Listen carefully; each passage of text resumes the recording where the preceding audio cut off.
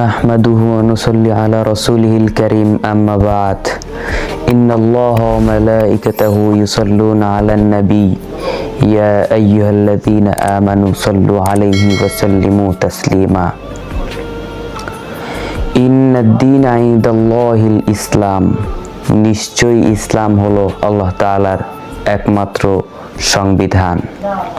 আল্লাহ তাআলা মানুষকে দুনিয়ায় পাঠালেন, তার সাথে দিলেন তার পক্ষ থেকে হেদায়েত। মানুষ যখনই তার হেদায়েত বলে পথভ্রষ্ট হয়েছে, তখনই আল্লাহ পাঠিয়েছেন নবী বা রাসূল। সর্বশেষ নবী হযরত মুহাম্মদ সাল্লাল্লাহু আলাইহি ওয়াসাল্লাম, তিনি খাতামুন নবিয়্যিন সাইয়্যিদুল মুরসালিন। তারপরে আর কোনো নবী আসবে না। তিনি মানুষের কাছে নিয়ে এসেছেন হেদায়েতের গ্রন্থ আল কোরআন, আল্লাহর মনোনীত একমাত্র জীবন ব্যবস্থা। ইসলামকে তার মধ্যে পরিপূর্ণতা দান করা হয়েছে।